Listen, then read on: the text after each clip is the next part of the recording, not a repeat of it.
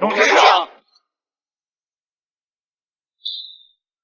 今天我召开董事会，只有一个目的：开除宋氏集团总经理我的丈夫江硕，追究他对集团造成的一切经济损失和法律责任。宋总，江总和您毕竟夫妻一场，您这么做还会背负上亿债务，甚至会坐牢。我就是要让这种毒瘤倾家荡产，锒铛入狱。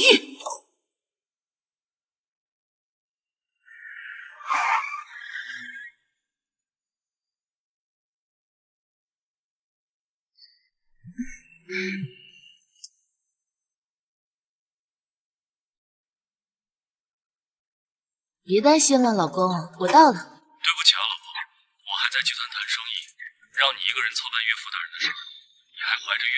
好了，老公，你去忙集团的事情，我会照顾好自己的。你也注意身体，拜拜，爱你。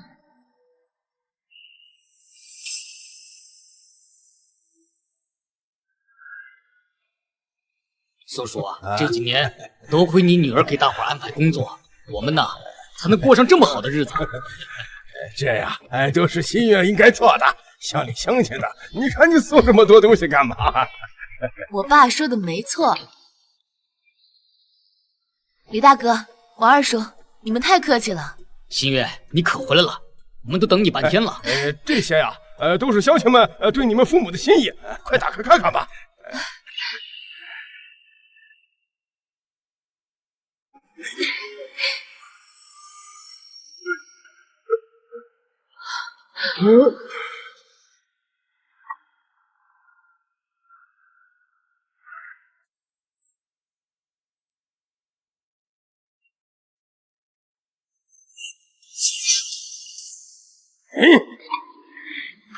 打死你！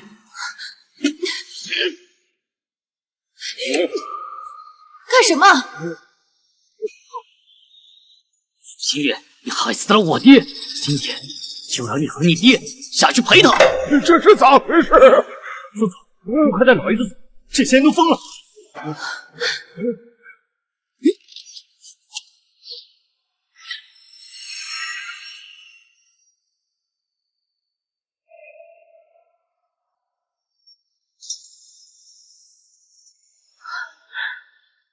李大哥，到底发生什么事了？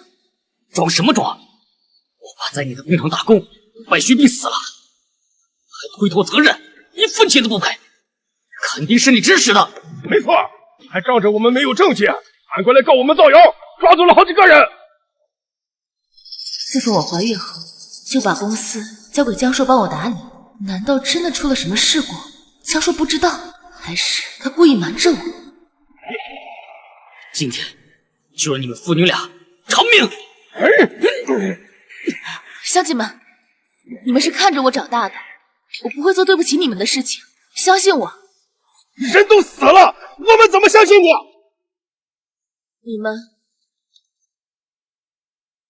们给我1天时间，我现在就去工厂查清楚，用事实和证据给大家一个交代。乡亲们啊，你们如果不信，我宋青哪也不去，我就在这和你们一块在这等。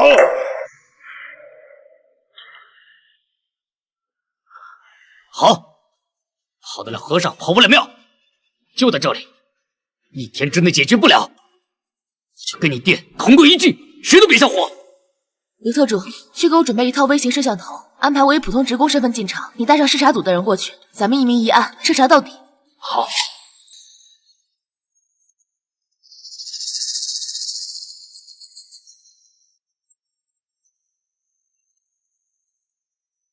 小宋啊，你怎么怀个孕还来工厂做质检？身体能行吗？姐，我这不是背着房贷吗？能挣点是点。听说咱们厂待遇特别好。当然了，咱们这机械厂啊，是集团董事长搞的民生项目，工资待遇那都是最好的。要不是集团有人打招呼，你都进不来。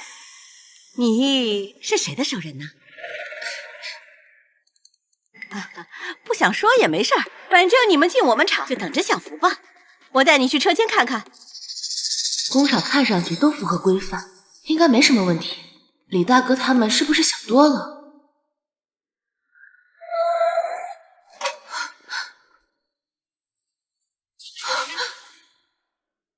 这车不是我送给江硕的那辆吗？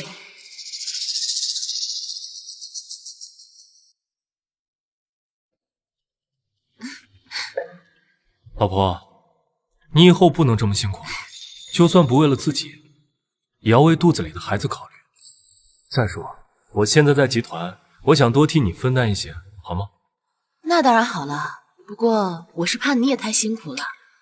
为了你，为了我们的小家，再辛苦我也不怕。对了，老婆，我最近想换台车，就是有点贵，不过能代表集团和你的体面。就要这台，老公有面子，我才有面子嘛。谢谢老婆。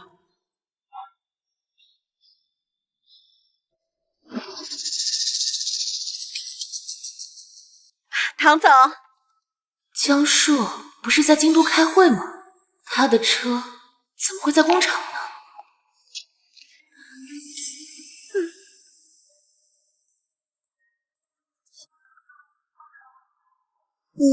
是新来的？我代表厂里欢迎你，薛主管，给他分点轻松的工作，怀着孕呢，可别累着。大着肚子还来上班，天生的穷酸命，一看就是嫁了个废物。这是集团江总亲自任命的厂区总经理，刚从总部开会回来。他刚去集团开会，难道江硕的司机开车送他回来的？或许是我想多了吧。走吧，我带你去车间看看。啊，好。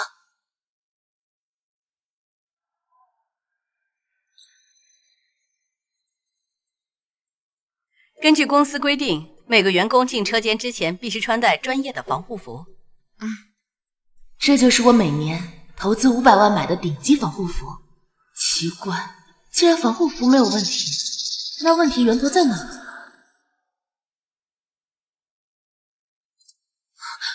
那是什么？啊，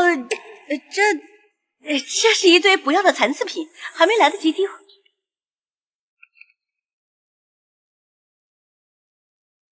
人家属又来了，1分钟之内去解决了。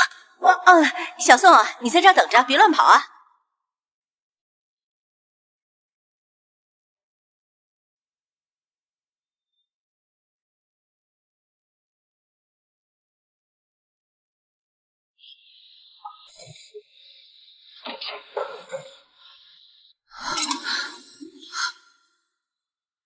天哪，这里怎么成这样了？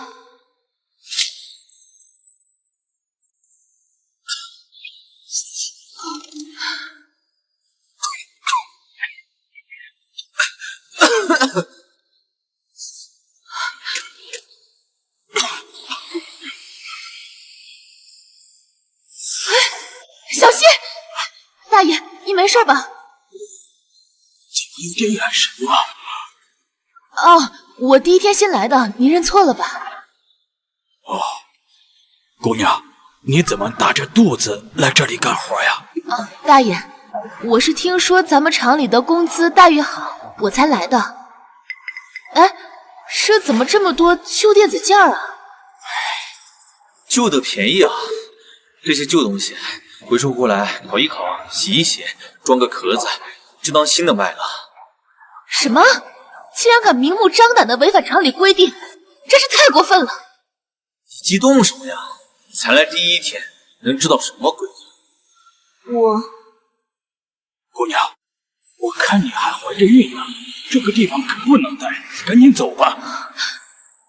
我家里条件比较特殊，现在好不容易进了这厂，我想再看看。哎，这车间里怎么有股怪味啊？就是用那种药水清洗的，熏得我喉咙跟火烧似的，头也昏昏沉沉。要不是厂里头压了我几个月工资，我早就不想干了。是啊，我们老的老，残的残，出去打工谁要啊？我妈还等着我赚钱治病呢。大爷，公司不是规定进车间必须佩戴防护面罩、穿防护服吗？外面那么多好的防护服，你们为什么不穿戴啊？那是摆着给领导看的。厂里竟然这样弄虚作假，应付检查，这些情况，销售难道真不知道吗？还是知道故意瞒着我？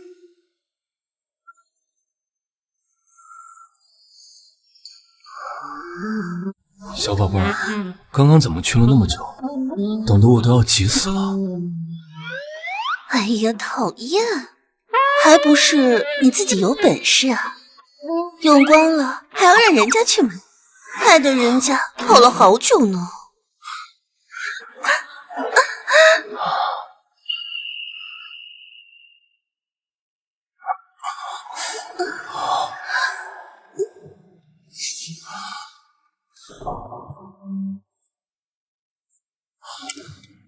怎么，你不接那个黄脸婆电话，你不怕她怀疑吗？小傻瓜，那个黄脸婆已经被我哄得服服帖帖了，怎么可能怀疑我？我故意不接，就是为了让她以为我正忙得不可开交呢。还是你鬼主意多。不过，你是不是也拿我当傻子耍呢？你说什么呢，宝贝？我怎么舍得骗你呢？那你怎么不带我回总部？这边的水都被工厂的废水给污染了，臭死了，害得我每天洗澡只能用矿泉水，麻烦死了。哎呀，宝贝，等我忙完这一阵就带你回去。其实我这次来找你啊，有个正事，集团董事长要亲自派人去工厂视察，你等我消息，一定要好好准备一下。这好端端的，董事长亲自派人过来，他不会是发现什么了吧？那个黄脸婆只是好久没有管公司，想显摆显摆。等这次事情过去，我就再借防护服升级的名义给你打一气。好，那我一会儿就去车间做准备。一会儿？你也太小瞧我了。来吧，宝贝儿。曹总不好了，集团的视察组马上就要到了。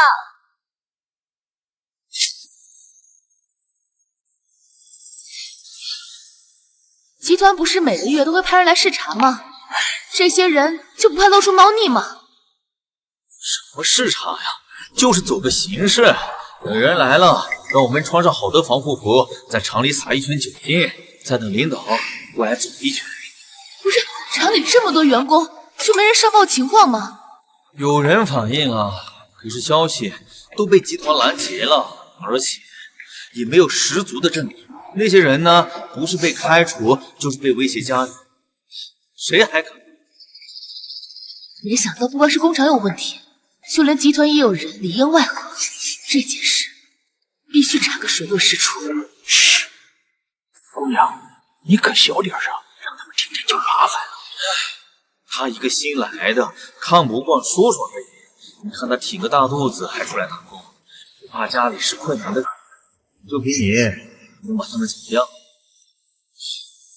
我能把厂里和集团的这些害群之马全部开除。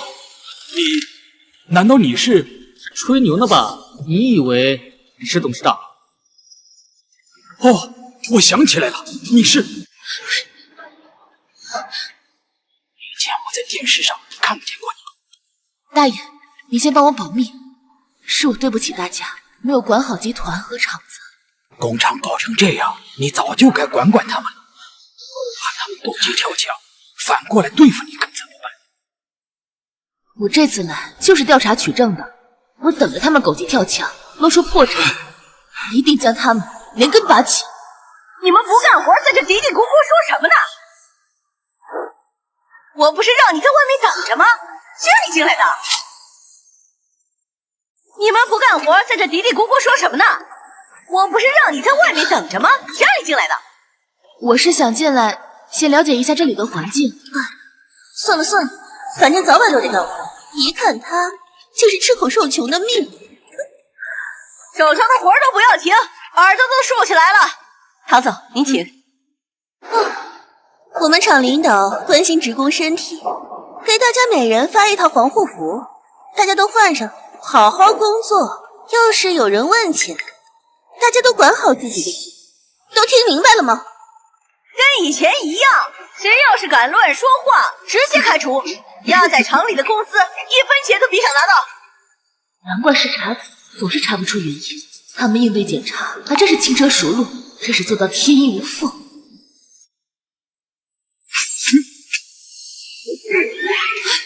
大爷，你没事吧？老东西，这一套防护服好几百块钱，你敢弄脏，要死外边去！我看啊，他就是故意的。要是不给他一点教训，这厂子以后还怎么管理？干什么？没看到他生病了吗？你大喊什么？我这是为了厂子好。怎么，你一个新来的还想当刺头啊？我没事儿，你刚来还不了解厂里情况，千万别急。这就对了，正好让他给你这个新来的做个榜样。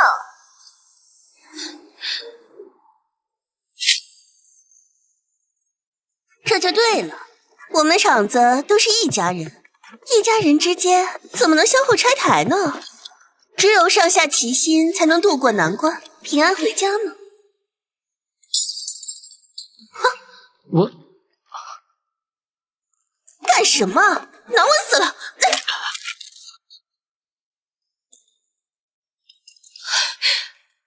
我刚说一场为家，你就给我找麻烦，死残废！你是故意想让视察组的人找我麻烦是吗？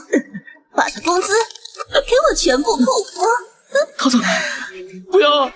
我妈还等着我赚钱治病呢，交住院费呢。陶总，求你放过我，求求你了，陶总！起开！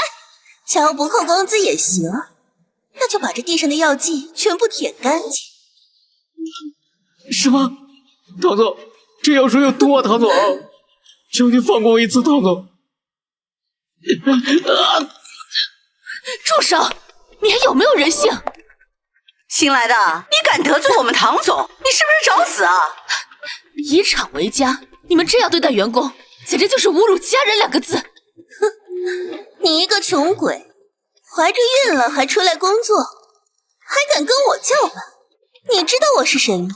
我老公是宋氏集团总经理江硕。江硕，现在知道得罪不起我了吧？你竟然还敢推我！赶紧滚过来，给我下跪道歉！我倒要看看磕头认错的到底应该是谁。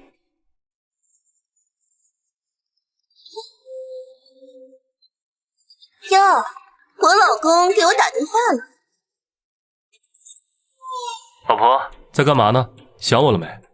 喂，老公，我在车间呢，正教训几个不听话的工人。你那边怎么样啊？还能怎么样？那个黄脸婆回家给她老爹过寿去了，我终于能清静几天。今晚去找你。上次你说的那个包我给你买了。老公，你真好。你说的那个黄脸婆，她不会发现我们的事情了吧？放心吧，那个蠢女人被我哄得团团转。我说往东，她不敢往西。等我把集团的股份拿到手，就把她一脚踢开。到时候你就是名正言顺的江太太。那我就等着喽，晚上见，老公拜拜。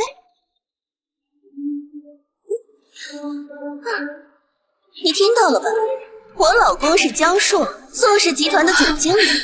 你一个穷打工，拿什么跟我比？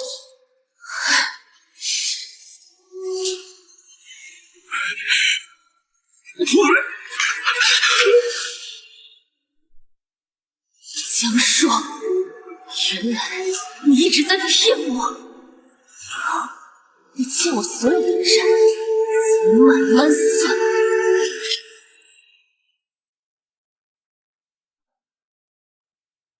谁允许你在车间打电话的？没收了啊！把手机还给我！给你脸了，敢这么跟我说话？你快放开他，他还怀着孩子呢。老东西，你这么紧张干什么？难不成他肚子里的孩子是你的种？你胡说什么你？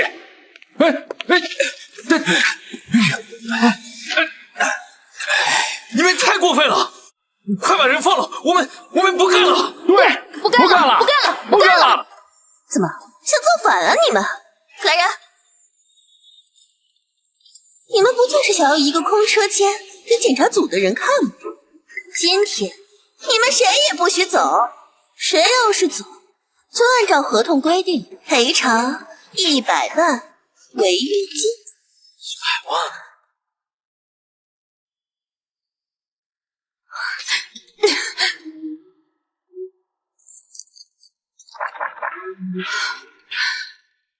你们竟然敢违反公司规定，私自制定这种假合同！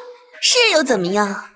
宋氏集团是我老公说了算，我想怎么干就怎么干，反正有他给我兜底。宋氏集团不是那个狼心狗肺的赘婿决定的。集团视察组的人就快到了，你别跟他们一般见识。唐总，他怎么会有刘总助的电话？什么？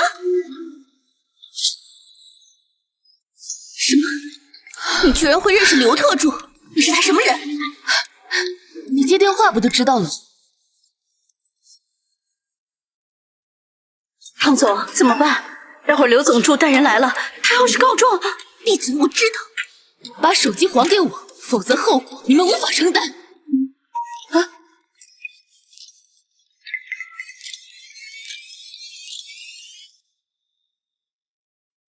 想告状是吧？可惜你没有机会了。徐主管，把他给我扔进仓库，给我打一顿。等视察组的人走了，让他给我滚出去。是，来人！放手！太过分了！快放开他！你们知道他是谁吗？他是集团董事长宋新月。我本来还想继续调查取证，现在看来没必要了。没错，我就是宋新月。董事长，这那个黄脸婆回家给他爹过寿去了，根本就不可能到这儿。是冒充的，吓我一跳！敢冒充我们董事长，带走！放开我！唐心柔，你犯下了弥天大错，你会后悔的。后悔？我最后悔的就是不该让你混进来。带走，给我丢出去！放开我！放开他！他真的是董事长，你们会遭报应的！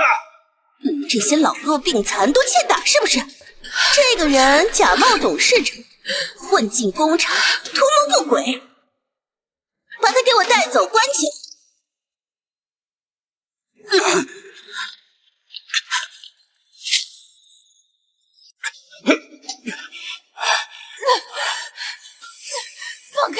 放开我！周大爷，没事吧？今天无法无天。我告诉你，在这个工厂，我们唐总就是法，江总就是天。来，给我打！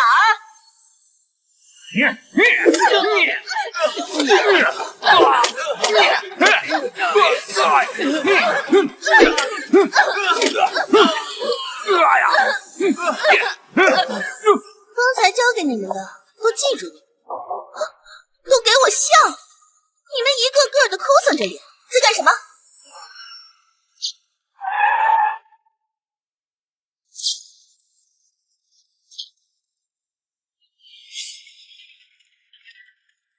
欢迎领导来视察。欢迎欢迎，热烈欢迎！你们在干什么？搞这些没用的形式，还不如让员工放一天假。那个刘总助，这些员工是自己听说领导要来视察，特意来迎接的。他们说多亏了公司给他们这份工作，他们才可以过上这么好的日子。刘总助，怎么就您自己来了？董事长呢？董事长的事情还需要向你汇报？是，您这边请。不见董事长，董事长说的问题到底是什么？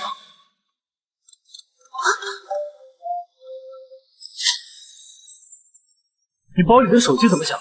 没事，您视察工作是大事，电话我一会儿再接。没必要，把手机拿出来吧。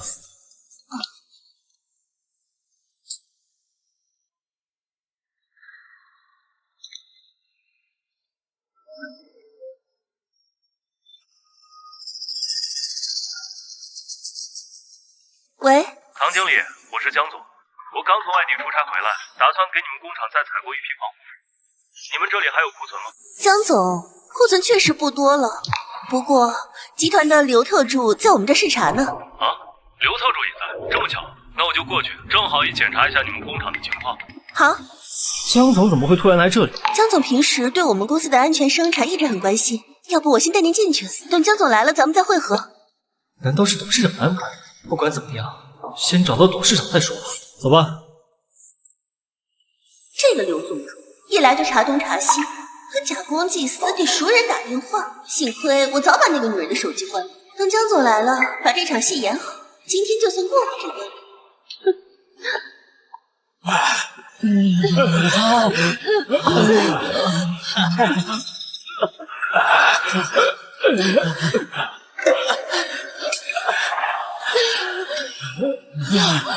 哟，还挺能折腾的。你把药给我，周大爷他有心脏病。心脏病怎么了？要是死了也是病死的，跟我有什么关系？是不是疯了？你想草菅人命吗？把药给我！想要啊，可惜没了。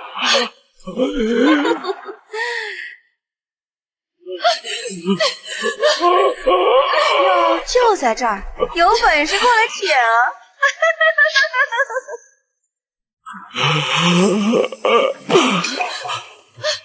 周大爷，周大爷，快报警！快打120，救人要紧！你还想跟我玩心眼？你想打120，闹出动静，让集团视察队的人知道，你好告状是？休息！来人啊！救命啊！刘总主，你能听到吗？快堵上他们的嘴，把他们给我绑起来，别让外面的人听到。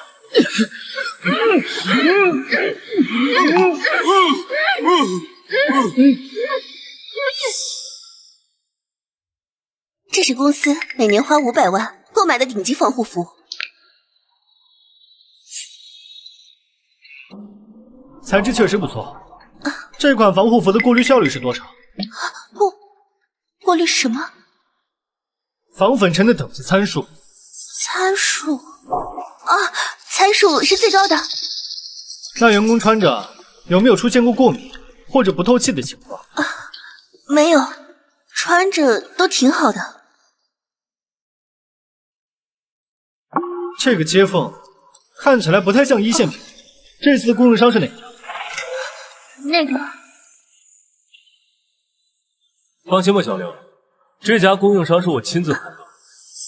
这个接缝，这叫热风工艺，比一般的针脚更密实，所以成本高出1倍。那边是仓库，走去看看。都给我安静！谁他妈敢出声，我要他的命！打开仓库门，我们进去看看。是刘总主的声音。我让你叫，再叫我踩扁你的肚子！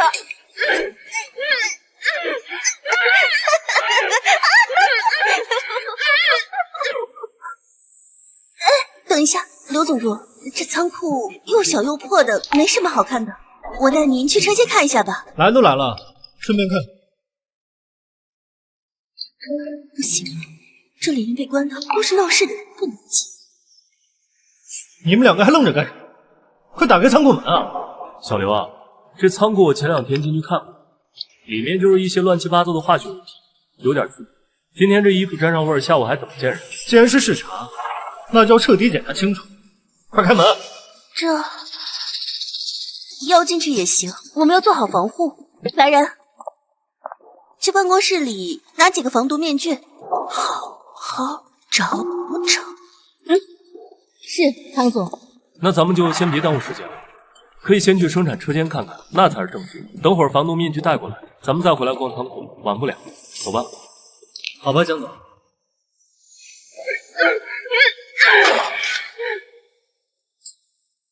什么声音？这里面有人！快打开门，马上！董事长一直联系不上，难道里面的人就是？没听见我说话吗？快开门！刘总助，你这话什么意思？我们都说过了，这里面是化学品，你肯定是听错了，估计是隔壁车间传来的。我明明都听见声音了，这门你到底开不开？可是我没有防护面罩啊，你让我怎么进去？你这样让我很难办。江总，怎么办？刘总助，你什么意思啊？不相信唐经理？你干什么？这里是工厂重地，你不能胡来。让开！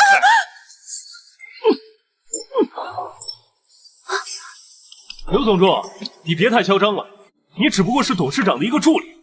今天你来视察，我们两个配合你，并不代表你可以为所欲为。你这么心虚，到底在怕什么？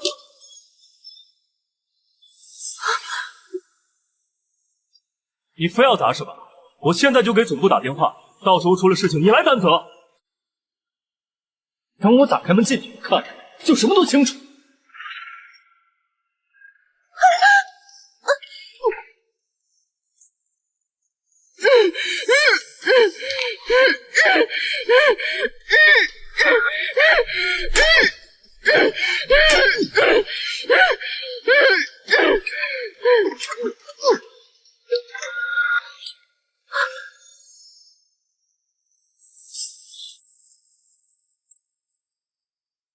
怎么回事？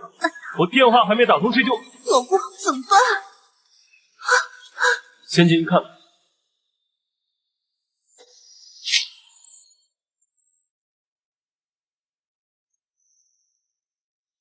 你在干什么？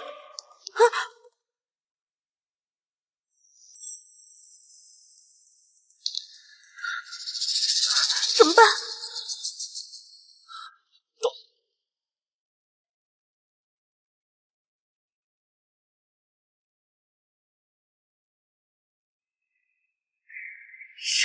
刘总助，冒充董事长混进工厂，我们正在……闭嘴！徐主管，我没想到你居然背着我做这种事情，虐待员工、非法拘禁，你眼里还有没有王法？江总，不是你让我让你好好管理工厂，没让你动私刑。刘总助，这件事我是真的不知道，我一定会好好配合调查，严惩不贷。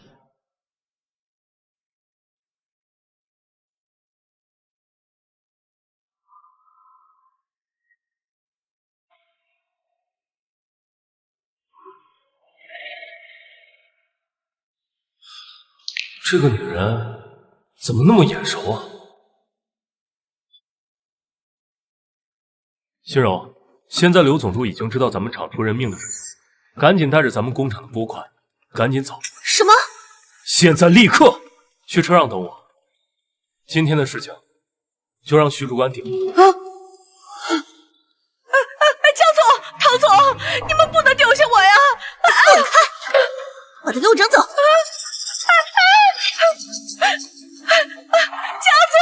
唐总，我都是受了你们的旨意呀！江总、唐总。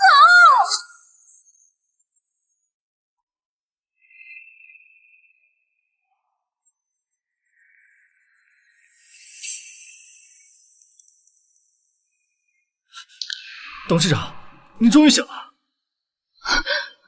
孩子，董事长，您失血太多，送到医院的时候已经……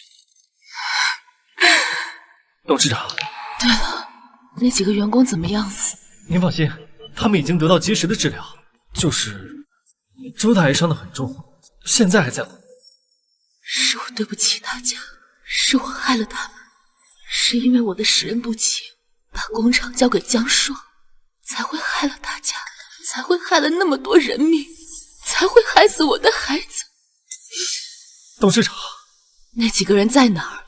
抓到了吗？江硕和唐心柔把责任全部推给徐主管，说徐主管干的事，他们毫不知情。毫不知情？他们倒是会找替死鬼。对的，董事长，徐主管现在就在外面，或者喊着要见你。让他进来。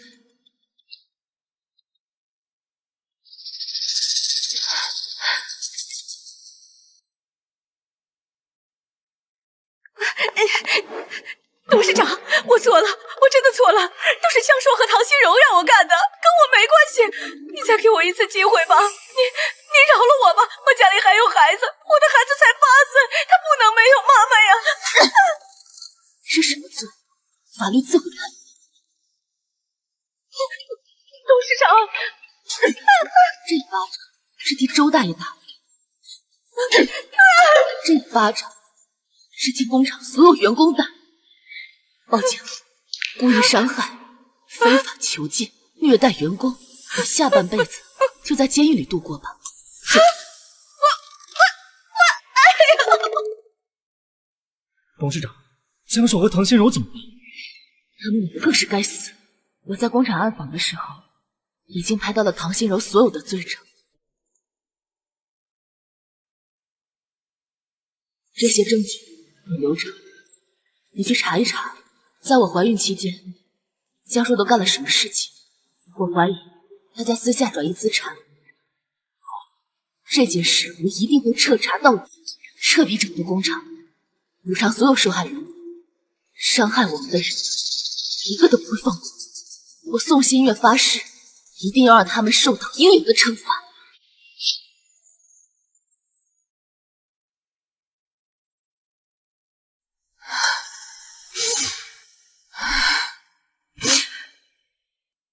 董事长，您让我调查江硕的事儿，查清楚了。说，这半年来，江硕以工厂设备升级、采购防护服、员工福利等名义，先后从集团账户转出3700万，其中只有不到200万实际用于工厂。那剩下的3500万去哪儿了？一部分转到了海外账户，一部分用于收购宋氏散股。散股？江硕这半年来，通过3个不同的中间人，暗中收购了集团6.7%的散股，加上您婚后赠予他的10%，他现在手上已经有16.7%了。根据我们的人汇报，他最近频繁接触周董事和张董事，他们2个手上加起来一共有10%的股份。这两个老东西竟然联合江硕！喂，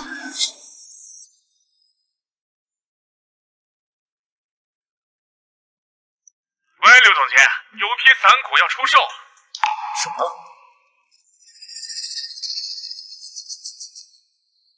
董事长，刚收到消息，集团最后一批散股要出售，一共占比5%。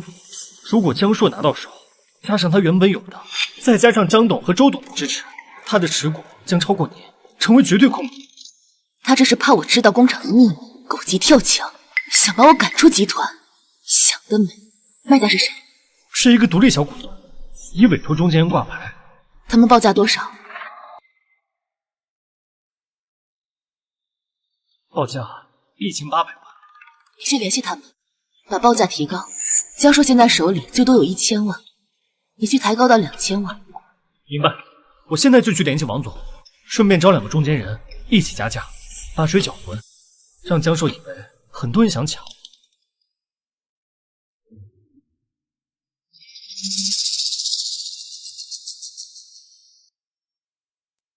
你说什么？2000万？老公，怎么了？刚刚王总打电话说，有人跟咱们抢股份，价钱已经抬到了2000。2000万？昨天不是说好1000万？今天签合同吗？有人跟咱们抢，肯定是宋氏那几个老狐狸想要。这怎么办呀？咱们手里只有1000万。我去找宋新月要，他肯定有。他会同意吗？随便找个理由骗骗。就说公司需要引进新设备。您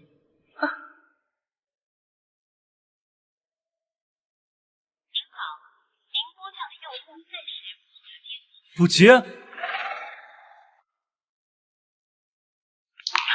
您拨打的电话已关机。这个贱人，估计又在陪那个老东西。江先生，夫人确实怀孕了，胎儿挺健康的，平常多注意休息。你走吧。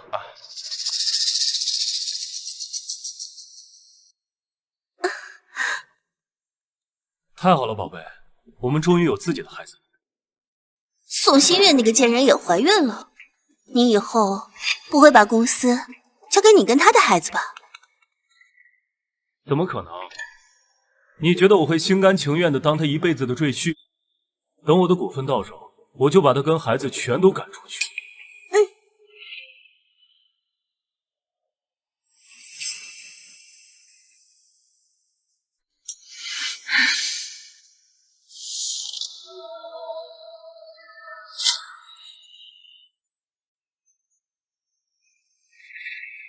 王总，你放心，今天晚上我肯定把钱打给你。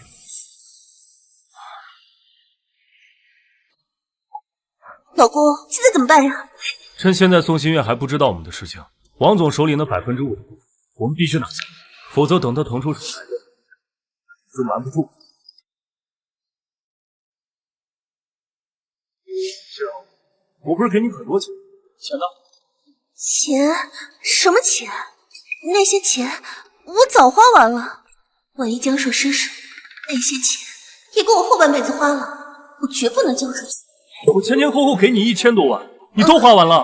你不是说宋新月对你言听计从吗？你没找他要钱吗？别提，宋新月那个蠢女人，居然真的给工人补偿金，连走个形式都不会。集团在他手里，迟早败完。我们现在还差1000万，等把股份买回来，我的持股比例就比宋新月高了，集团就是我的了。心柔，我保证，你肚子里的孩子是咱们集团唯一的继承人，2000万就能换10个亿市值的集团。你快想想，还有没有什么东西可以卖钱？说的好像也有道理啊。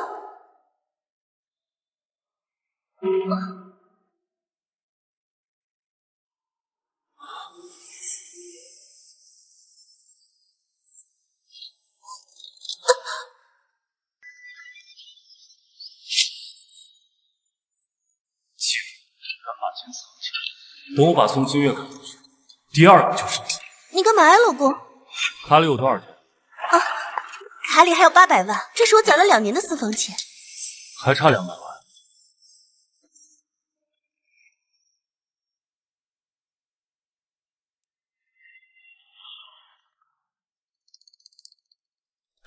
董事长，王总那边来消息了，说江硕筹到了钱，约好了今天下午来签合同。这个价格还需要往上抬吗？江硕不是傻子，再抬他会怀疑到我们。对了，散股的事情怎么样？搞定没？按照您的要求，给王总打了2300万，让他假装股份还在他的手里。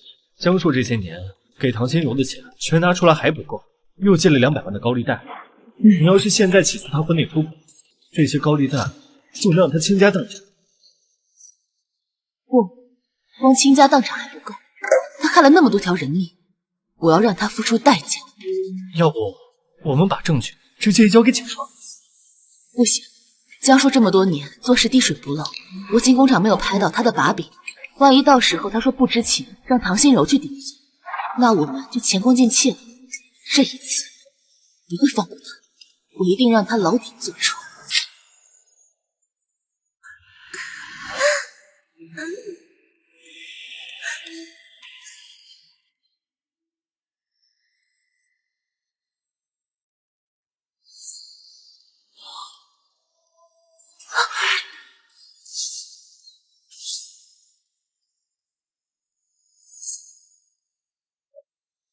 你一个穷鬼怀着孕了还出来工作，还敢跟我叫板？你知道我是谁吗？我老公是宋氏集团总经理江硕。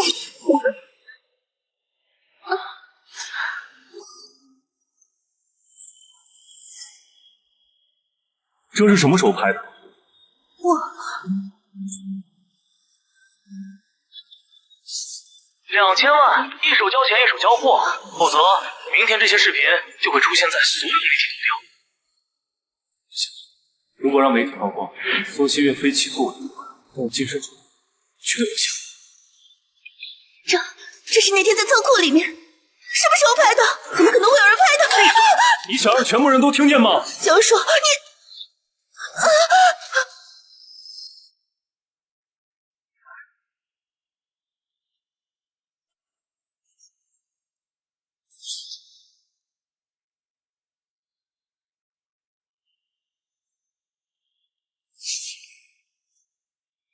我怎么给你钱？上钩了。集团的事情那么多，江总整天忙着谈业务，工厂的事情都是底下人钻了空子，也不能完全怪江总吧。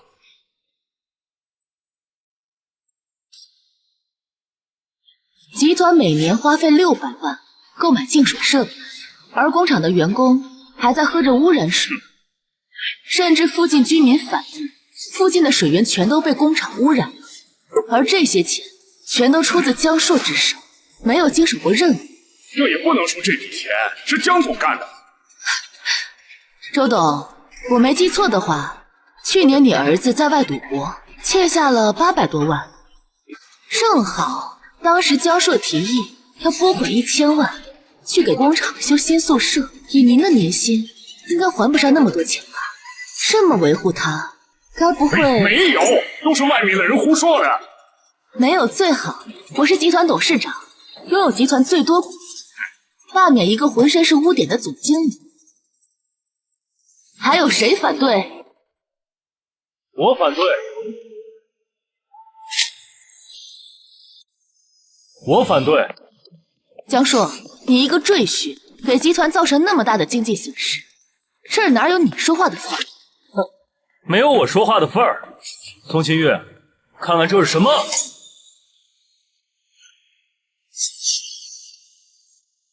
分转让合同，江总收购了周董和张总的股份。哼，看什么？我的股份想给谁就给谁。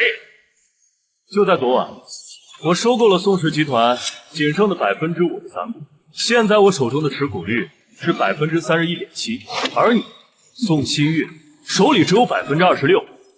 从现在开始，我才是宋氏集团最大的股东。按照公司的规章制度，我提议罢免宋新月的董事长。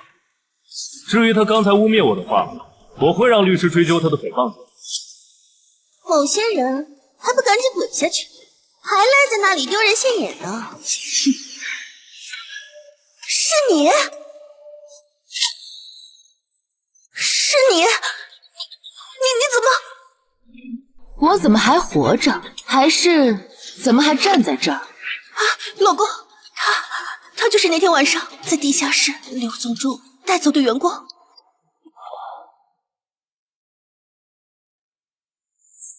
老公，我闭嘴！行啊，宋新月，我小看你，你挺个大肚子还去暗访。幸亏我去暗访了，我才知道你私底下就是个人渣。你知道有多？宋新月，我告诉你，我已经是宋氏集团最大的股东。你要是拿不出证据，我就让法务部起诉你。证据在这儿，证据在这儿。董事长，你要的东西都带来了。这是什么？这是你花2000万辛辛苦苦买断的证据。这样的复印件，你要多少，我有多少。要是想不扣工资也行，那就把这地上的药剂全部舔干净。这药水有毒啊，董总，求您放过我一次，董总。老东西，这防护服好几百块钱一件，你敢弄脏，要死外面去！我看啊，他就是故意。要是不给他一点教训，这以后厂里还怎么管理啊？这怎么这样？怎么回事？这些都是宋氏集团的员工。新月，你听我解释，这事我根本不知道。是他，都是他这个贱人干的。我把工厂交给你管理，谁知道他背着我干这种事情，我什么都不知道。江硕，你疯了！你闭嘴！都是你，你害死了那个老头，你贪污了那些钱，你现在还想往我身上泼脏水？放屁！当初明明是你！我让你好好管理公司，你管成这样，你还有脸说？演够了没？演够了没有？既然你说不是你，那钱怎么会在你账号里？江硕在任职期间，以工厂设备升级、防护服采购等名义，前后从公司转走了3700万。我调查后发现，只有不到200万实际用于工厂。集团每年采购的顶级防护服都被江硕换成了残次品，导致多名员工患上重病，而这些钱最后都打进他的私人海外账户。老公，你不是说都处理好了吗？你不是说你不会失手吗？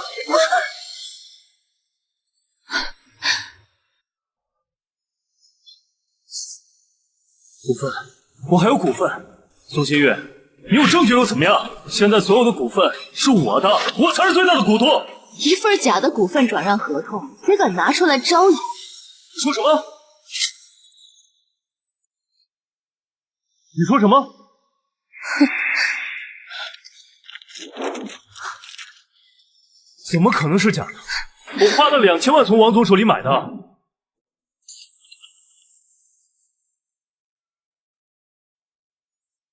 真正的股份早就被我买过来了，我还多花了300万，让他保密。你早就知道？还有我婚后送你10%的股份，上面写的清清楚楚，一旦发现你出轨，我有权把你赶出公司。我跟唐兴柔是正经同事关系。对，我们只是同事。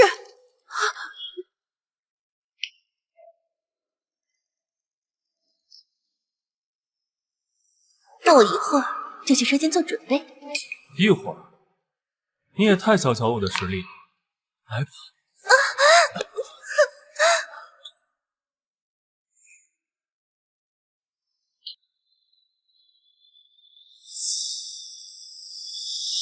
这就是你说的普通同事。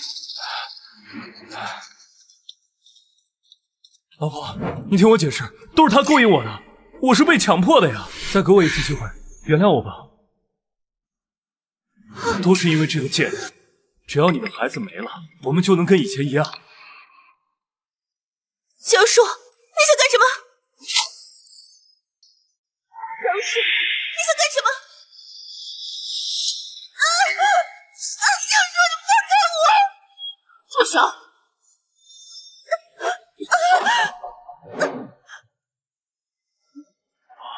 我就知道你原谅我了，我就知道你肯定不会生气。你放心，老婆，我以后肯定会只爱你一个人。江树，你真让我恶心。当初是我瞎了眼才看上你。刘总助，把离婚协议给我拿过来。老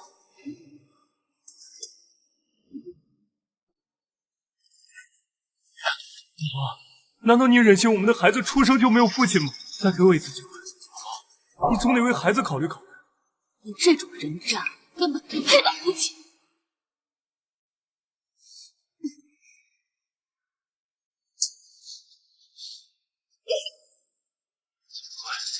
我们的孩子早就被唐心柔一脚一脚的踩死。江树，是你间接害死了他。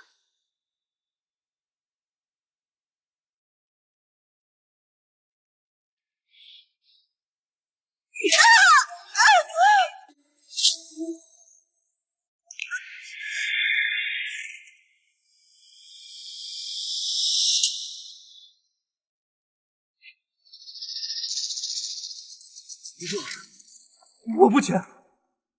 你不签，我也有办法让你净身出户。刘总助，把他丢出去。来人！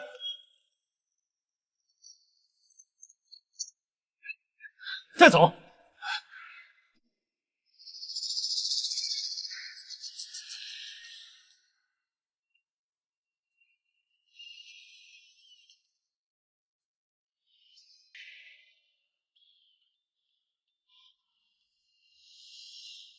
今天就是还高利贷的最后期限了，贱人！你让我净身出户，不给我领死，那我们就一起死！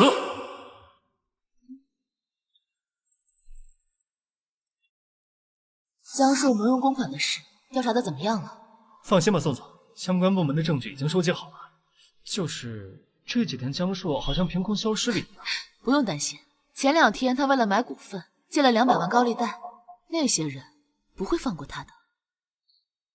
对了，董事长，唐心柔自己把工厂的罪全顶下来了。工厂的事情一直都是他出面，江树一点把柄都没留下，估计是想等他东山再起后好去救他。哼，痴心妄想。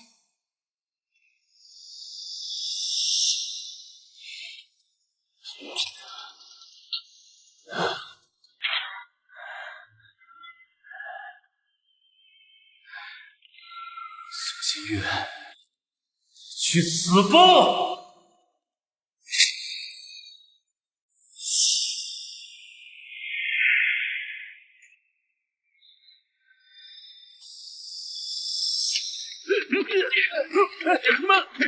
你们是谁？放开我！终于找到你了，挺能藏啊，江叔，欠了我们200万高利贷，今天要再不还，就卸你一条胳膊长债。哥，我错了，我不是故意不还，我是没钱，我真没钱。你把我胳膊卸了，我也是没钱啊！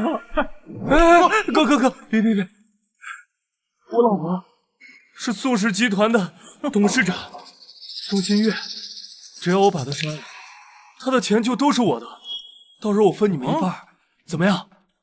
宋氏集团董事长？对，他身上光一件首饰就几十万。我带路，我知道他住在哪。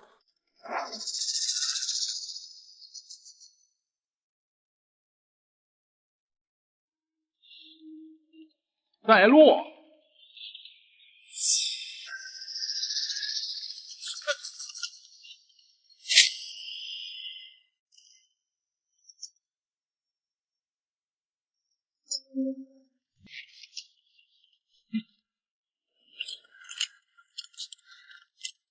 怎么打不开啊？废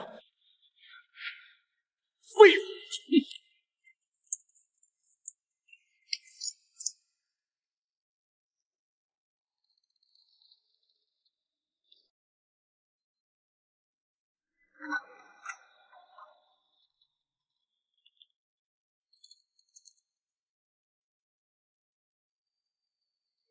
宋新月，别怪我，原本我还打算等公司到手后留点钱给你和孩子花，要怪就怪你多管闲事，非要去工厂安放，才弄成今天这样。他就在那儿，你们在这儿杀了，钱就到手了。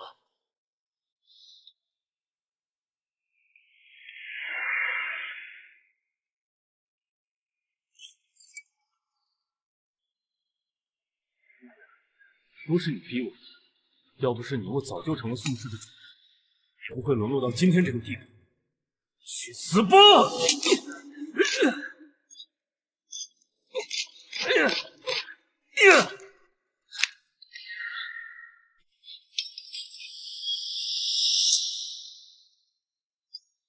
怎么会？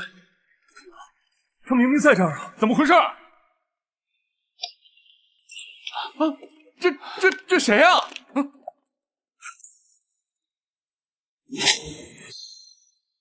江氏，你还真是执迷不悟。你怎么会在这儿？你是不是早就知道？不然呢？等着你带人来杀我。江氏，本来你重婚挪用公款，就算进监狱，这辈子还有机会出来。可你偏不知足，还要置我于死地。这下好了。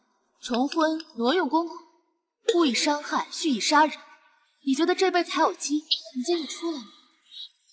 我们被骗了，快跑！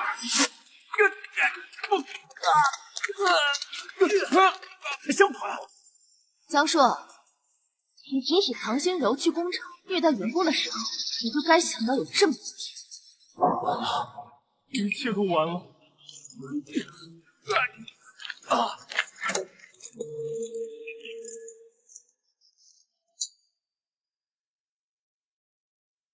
答应乡亲们的事情终于做到了，从今往后，宋氏再也不会有这样的住处。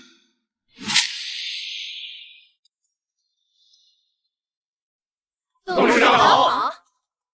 你们好，大家辛苦了。